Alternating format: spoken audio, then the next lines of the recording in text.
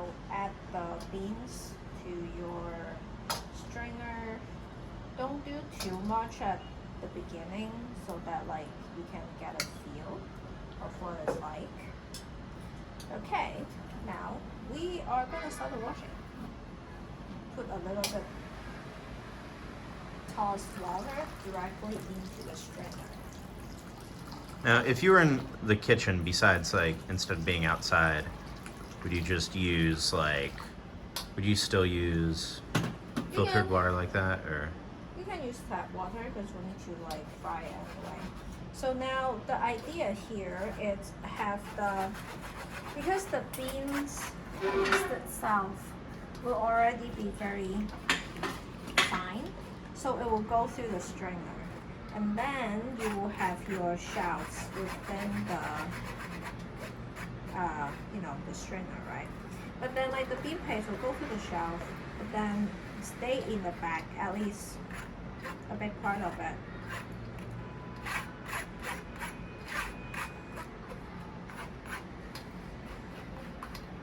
So yeah, you can just do this.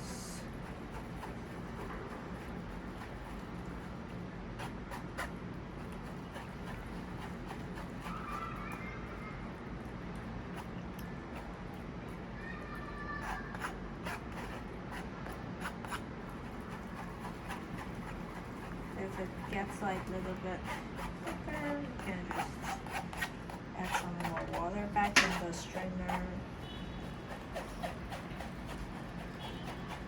Oh, you see, as you can see, here's the bean paste in the bag already. Mm-hmm. But we'll need to double filter this later. But I forgot to get a clean ladle for water. One sec.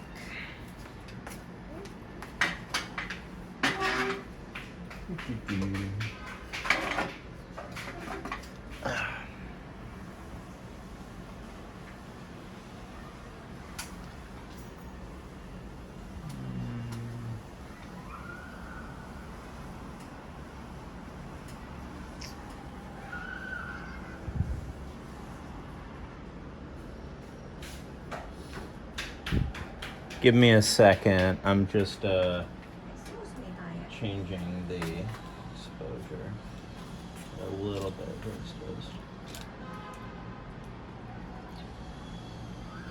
Okay. Alright. Yeah. Now, if it gets like drier or you feel like the bean paste is not moving, just scoop some of that water in. So the big question, if you see like a lot of recipes online, this is like a step that they don't use. Yeah. Right? They just kind of like blend everything. Yeah, they just kind of, so what would you say is the point? Like, why go through this process instead of doing the blending one? Well, this way you got this like super smooth bean paste. The blending one, you're blending all this together. I mean, don't waste this. You can just like mix it with rice. That's what I've been doing this couple of days. It's really nice. Like, just you don't got all the beans, but you got some of the beans and just mix. Just really nice mixing it with some rice, also maybe some milk. Just like a wrapping drain, right? Yeah, but I mean, like, what would be the, like, why is smoothness valued in this? It's a paste. You don't want chunks in your paste. It's like, I don't know, when you have cream, do you want chunks in your cream? Okay, this is more or less alright. Doesn't have to be like super clean because you're gonna, I like eating it after this, so you don't have to be super paranoid. Give it a 2-3 times. Like, as you can see, this is just like shells now, basically. Maybe with a little bit of green bean in it, but it's okay. Now, kind of press the water out and put this in a bowl. Can you get me a bowl? Yeah, sure. What's up, Pike? What size bowl do you want? Medium. Me, okay.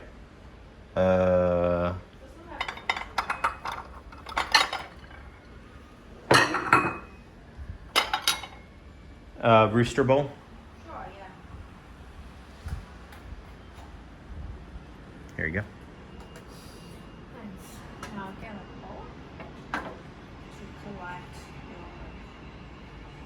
your shells. Oh, if you have chicken, this is very good chicken feet too.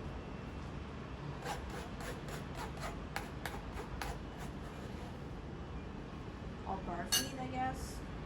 I don't know. Yeah, you see, this is the meat. Now, moving on, continue the process.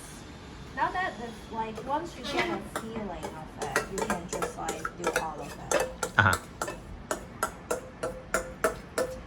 Like once So you're just doing the rest of it right now. You're not doing it in like many batches. Yeah. When I was doing the testing, my bag was too small, so I cannot place the bag over the strainer. And then it just ends up being like so mafan because I need to just do one first to wash all the bean paste into the water first. And then I need to filter the water again with the bag. And because the bag is so small, I need to do it in many batches. So it just took a very long time. Here's a question though, like, okay. Now add more water. Second time, add a little bit more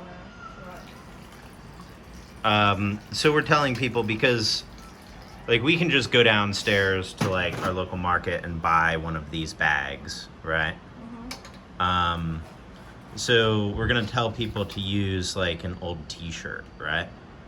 Or like a bigger cheesecloth kind of thing. Just like tie it around. Like, I mean, sure, you can also blend it, like, sure, you can blend it. But if you are doing like traditionally bean paste, it's different from red bean paste. Like, there are two kinds. There's one kind, this is called 洗沙. You wash the paste. And it's super smooth. Another kind is you blend it, and that's called 豆沙. 豆沙, sometimes you will see the grains. You'll be able to see some grains there. And so for something like in a baozi, what are the culinary advantages of shisha over dosha? Just tasty. I mean, it does taste like, to me, obviously better, but like, I guess like maybe my question is, there's Smoother, less dry somehow comparatively, I would say. Definitely less dry. Yeah, it's less pasty. It's like, maybe pasty's the wrong word, but Not nearly. yeah.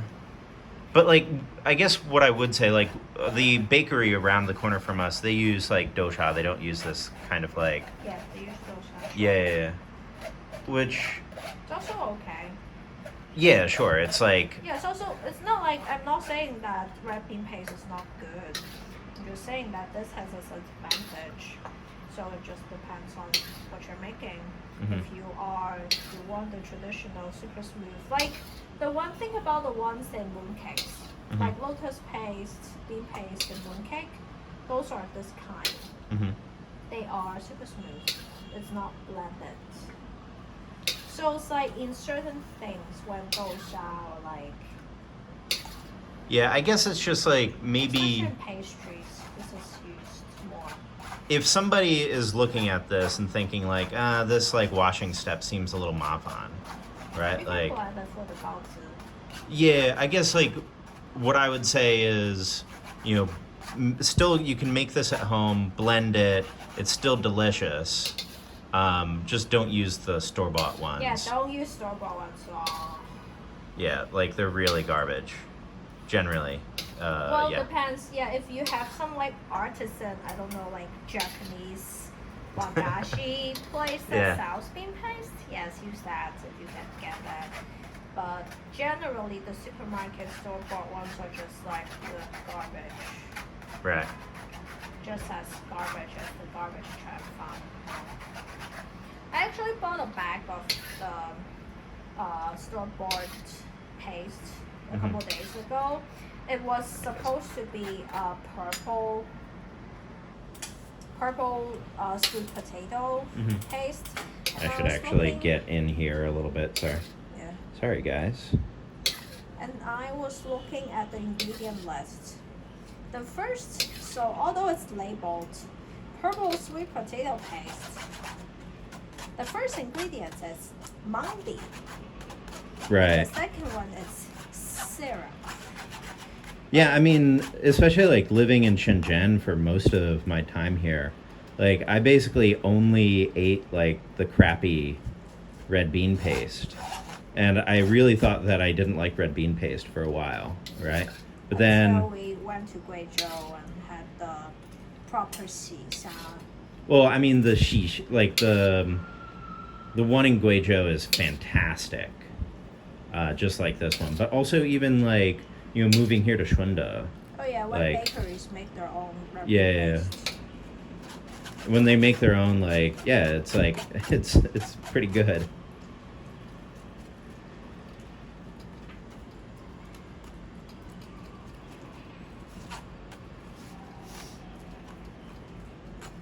Yeah, so when you see it's like obviously shrinked in size and mostly just like shells left, it's basically okay. So what is the purpose of like kind of ladling more water in just like this? rinsing the Any more stuff off? yeah. So what are you looking for? When you can obviously just like see the just shells now basically.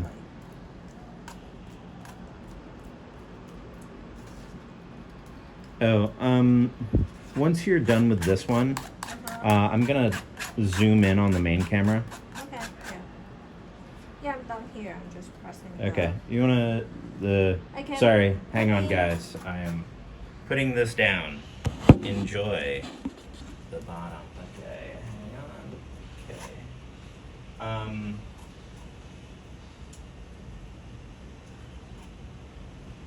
You can see we're center over here. Yeah. Okay. So- You might want to like dig and then like scoop up. And you see this kind of press the liquid down because the liquid is where it's like combined with the beans, right?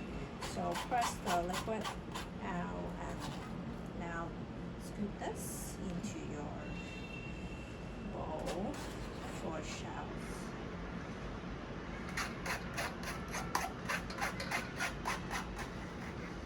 Do you want to show people one more time on this camera? Show what? Just the yeah. Here. So yeah. You can see it's mostly like shells now. Okay. So we're done washing it. Next is squeezing it. Carefully take the strainer out. Don't let any of that get into your thing. There's anything stuck. Okay. Now this bag is our bean paste. We start squeezing it. So traditionally people just like don't really care about the squeezing. They just go on, put it under like neath a stone and just let the waves. So like you could kind of like, I don't know, hang it up, then press it, kind of like you were doing paneer. Yeah.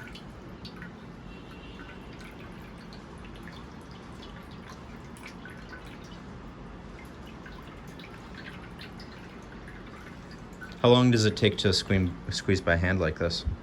I don't know. Last time I Oh, was doing that. Oh, it's okay. We still got a lot. So, alright. Yeah. Now let's show it again. So now Yeah, that sorry, our main camera was still zoomed in. So now that take off the bag. Can you do that again? Sorry. Yeah. Okay. So now that you take off your bag from your strainer, let's start squeezing some liquid out.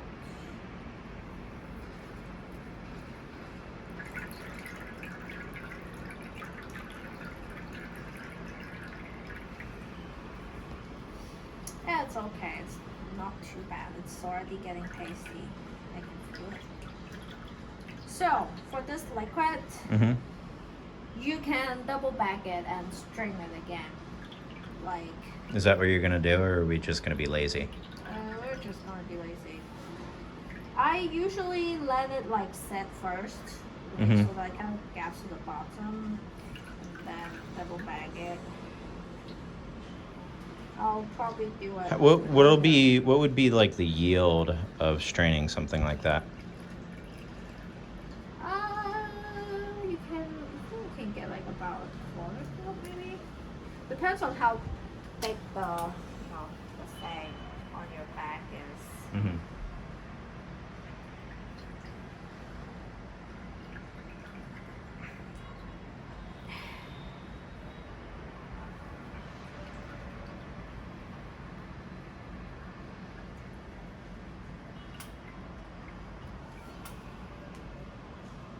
So you're not gonna get all the liquid out. We'll need to fry it, so like the remaining of the liquid can evaporate through the frying process. The frying process. So just like feel it if it's like it's already like. Wait, you want to show this camera that? Like a dough.